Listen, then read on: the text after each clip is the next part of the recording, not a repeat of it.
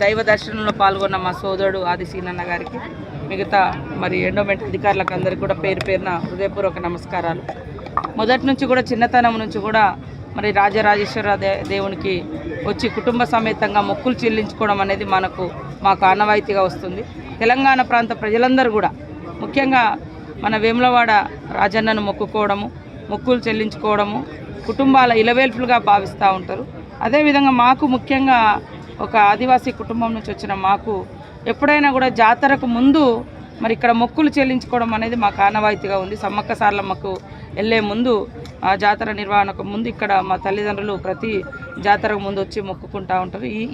ఈ యొక్క నా దైవ దర్శనం కూడా మా తల్లిదండ్రులతోటి, నా కుటుంబ సభ్యులతోటి మరి రేపు ఫిబ్రవరి 21 నుంచి కూడా మా సమ్మక్క మనందరి ఇష్టదైవం ఇలవేల్పులుగా ఉన్నటువంటి తల్లులు సమ్మక్క సారలమ్మ జాతర కూడా ఉంది కాబట్టి మరి జాతరకు ముందు ఇక్కడికి వచ్చి మొక్కుకోవడం అనేది ఆనవాయితీగా ఉన్నది. ఆ క్రమంలోనే ఈరోజు మేము ఇక్కడికి రావడం జరిగింది. అదేవిధంగా మనము తెలంగాణ ప్రభుత్వం, మన రాష్ట్రము, మన ప్రభుత్వము మన ఏర్పడితే చాలా బ్రహ్మాండంగా రాజరాజేశ్వర ఆలయము అభివృద్ధి చెందుతుంది అనుకున్నాము. కానీ మరి ఇక్కడి నుంచి ప్రాతినిధ్యం వహించినటువంటి గత ముఖ్యమంత్రి గారు కూడా పెద్దగా దృష్టి పెట్టినటువంటి అవకాశం లేదు.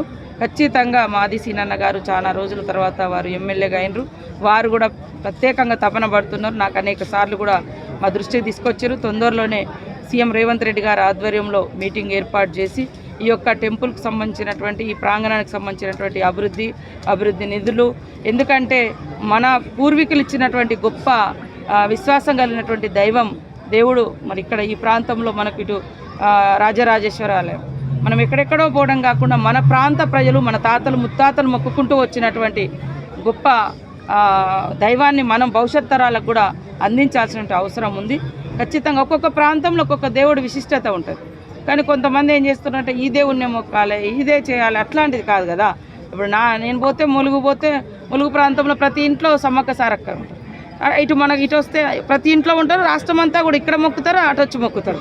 కాబట్టి ఈ విధానాన్ని కొంతమంది ధ్వంసం చేసే ప్రయత్నం చేస్తున్నారు. అట్లా కాదు.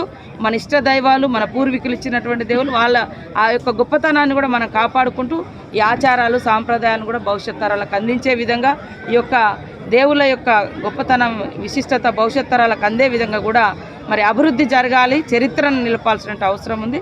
తొందరలోనే సీనన్న అధ్యక్షతన సీఎం గారు తొందరలోనే మీటింగ్ ఏర్పాటు చేసి ఈ కార్యక్రమాలన్నీ కూడా సమీక్షించి భవిష్యత్తులో ఇక్కడ కావాల్సినటువంటి అభివృద్ధి కార్యక్రమాలకు కూడా నిధులు ఇవ్వడం జరుగుతుంది. నిన్నటి రోజున ఎమ్మెల్యే కేటీఆర్, సీఎం అంటే మాజీ సీఎం కుమారుడు కేటీఆర్ కరీంనగర్లో మాట్లాడుతూ త్వరలోనే కేసీఆర్ మళ్ళీ ముఖ్యమంత్రి చేస్తామని చెప్పేసి ఆయన బహిరంగంగానే ఒక స్టేట్మెంట్ రిలీజ్ చేశారు. దానిపైన మీ కామెంట్? విధ్వంసపు రాజకీయాలకు వాళ్ళు పాల్పడుతున్నారు. ధ్వంసపు రాజకీయాలు.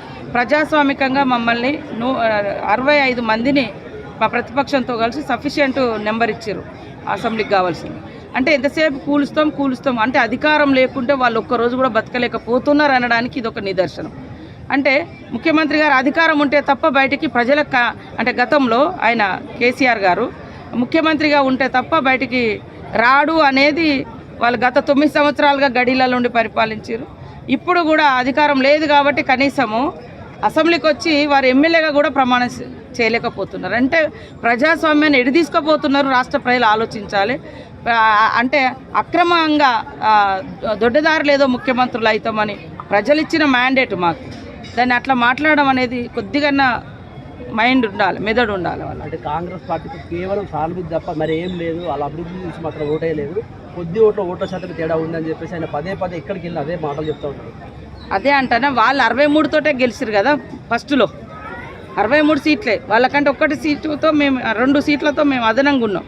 మరి అదే అంటున్నా, ఇంత నీచపు కుళ్ళు రాజకీయాలు ఎందుకు? ప్రజలు ఇష్టంతో గెలిపిస్తారు కాబట్టి వాళ్ళు చేసే అటువంటి దుర్మార్గపు ప్రయత్నాలను తిప్పికొట్టే ప్రజలు మా పక్షాన 65 నెంబర్ మాది.